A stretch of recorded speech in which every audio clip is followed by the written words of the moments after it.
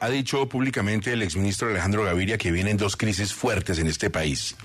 Un apagón eléctrico y otro de salud. Señor exministro Alejandro Gaviria, gracias por estar en 6 AM. Buenos días.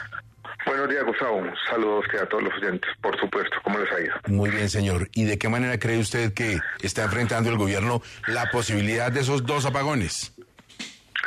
Quisiera, Gustavo, explicar tres elementos que yo veo en este problema.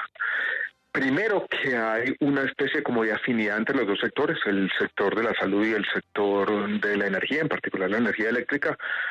Son 30 años de alianzas público-privadas que hoy están en cuestión y hay una suerte de incertidumbre sobre su futuro, que es tal vez el primer elemento de la crisis. El segundo elemento es que algunas de las capacidades del gobierno nacional se han venido destruyendo.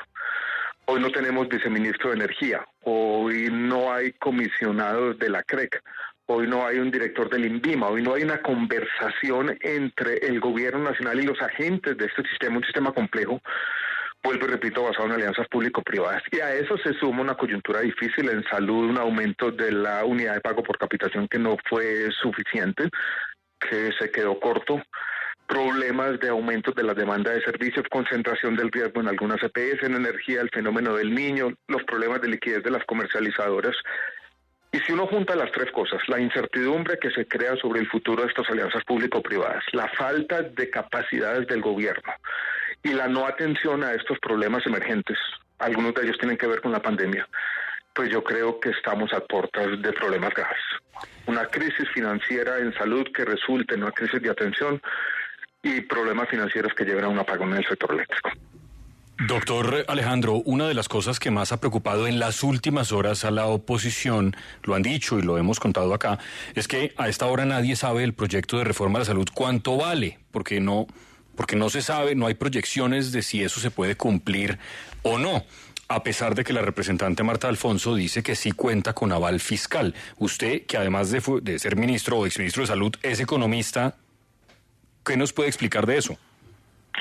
Hay tres temas que quisiera explicar. El primero, el gobierno, el Ministerio de Hacienda tiene que presentar un aval, pero lo puede presentar en cualquier momento del trámite. Entonces, desde un punto de vista meramente legal, pues el Ministerio de Hacienda podría hacer eso hoy o lo podría hacer dentro de un mes cuando esté la discusión en el Senado, por ejemplo. Pero desde un punto de vista ya conceptual, lo único que hay es un concepto de febrero del Ministerio de Hacienda, firmado entonces por el ministro José Antonio Campo, que nada tiene que ver con el proyecto actual. Y yo tengo con dos camisetas. Primera, la exministro de Salud, pero segunda, la de economista, grandes preocupaciones sobre el impacto fiscal de la reforma a la salud. No solamente porque los equipos territoriales y los CAPs que se quieren construir cuestan un montón de plata, sino porque el diseño actual que sale de la reforma es un diseño donde el control del gasto no está claramente especificado. Y eso no solamente se podría traducir en una crisis financiera de la salud, sino que tendría un impacto fiscal grandísimo que no está contemplado en la planeación fiscal de mediano plazo del país. Y que se diga ayer que hay, como se dijo en el debate, que por ser un proyecto del gobierno entonces ya tiene implícitamente un aval, es una locura, porque es aprobar una reforma donde no existe un documento técnico que haga una reflexión más o menos detallada sobre cuáles son los impactos fiscales. Yo no había visto un proyecto de esta magnitud, de esta importancia, que se manejara en el tema económico con tanta ligereza. Exministro, precisamente por esos errores que usted anota, más que esta reforma se esté tratando como una ley ordinaria y no como una estatutaria, crecen las voces que dicen que el gobierno pareciera estar haciendo esto de forma intencional para crear esa crisis que se avecina. ¿Usted cree que estos errores, tanto en el trámite de esa reforma como en la situación de posible apagón que se viene, son situaciones creadas por el gobierno? Es difícil juzgar las intenciones, es difícil decir eso, se dice mucho. Lo que yo sí veo, y es más o menos evidente, es que el gobierno parece tener una doble estrategia. Aprobar la reforma por un lado, pero por el otro lado parece estar poniendo las fichas para lograr una reforma por la puerta de atrás basada en la nueva EPS, en que la nueva EPS básicamente controle o la mayoría o casi la totalidad de los afiliados del sistema de salud. todos los agentes del sector, o la gran mayoría con los que yo hablo, parecen estar de acuerdo en que hay una doble estrategia en este caso. Ahora, que se esté haciendo un tema deliberado para que la reforma no pase en la Corte Constitucional es mucho más difícil juzgarlo, aunque este trámite ha sido tan accidentado y hay tantas torpezas acumuladas que yo entiendo la suspicacia. Mire, como estamos saltando de un apagón a otro, yo vuelvo al apagón energético para preguntarle lo siguiente, exministro. No salen las licencias a tiempo para los proyectos de energías limpias, los altos funcionarios no reciben a los inversionistas extranjeros, los proyectos se van, se cierran, se cancelan. Tenemos aunque sea un borrador de la transición, porque es que no nos han dicho las fechas ciertas, reales y que se puedan cumplir de una transición válida. La transición energética basada en las energías renovables, que ha sido una de las partes principales del discurso de Gustavo Petro, que tiene sentido en medio de la crisis climática, que es uno de los temas que el presidente ha mencionado en los escenarios internacionales. Cuando uno mira entre esa grandilocuencia del discurso y lo que pasa internamente, hay una gran contradicción, Gustavo. Yo no veo que la transición energética avance, lo que está ocurriendo es lo contrario. Inversionistas nacionales y extranjeros, por ejemplo, abandonando los proyectos de energías renovables en La Guajira. Y esa contradicción, por supuesto, es preocupante. Y a esa contradicción, además, se le suman los problemas ya más coyunturales que tienen que ver con lo que está ocurriendo en el sector, sobre todo con el sector de distribución o las comercializadoras, que es un tema más de corto plazo, donde hay un déficit muy grande de billones de pesos. La única respuesta incipiente del gobierno parece ser unos créditos de Findeter, pero ese es otro de los problemas que no tiene o le falta atención por parte del gobierno, en este caso por el Ministerio de Minas y Energía, que no tiene viceministro de Energía.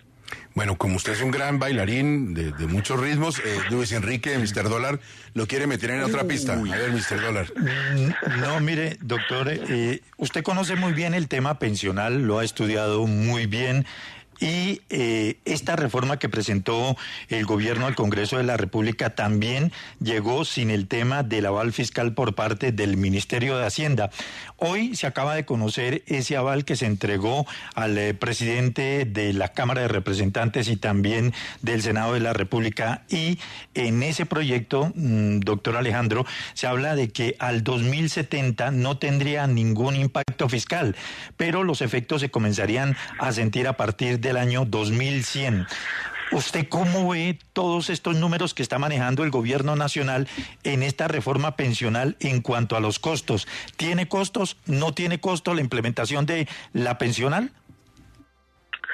En la reforma pensional, mi opinión es la siguiente. En el corto plazo, de manera paradójica, hay un alivio fiscal, porque las contribuciones que antes iban a los fondos de pensiones con el nuevo pilar van ahora directamente a Colpensiones, y eso alivia los recursos que tienen que salir directamente del presupuesto general de la nación para pagar las mesadas pensionales. El problema es el mediano plazo, y el mediano plazo no es el 2070 y el 2100, que son ciencia ficción, quién sabe qué pasará entonces, no estaremos por aquí, sino el mediano plazo es 2030-2035, cuando este nuevo sistema se va a enfrentar a la demografía compleja de nuestro país.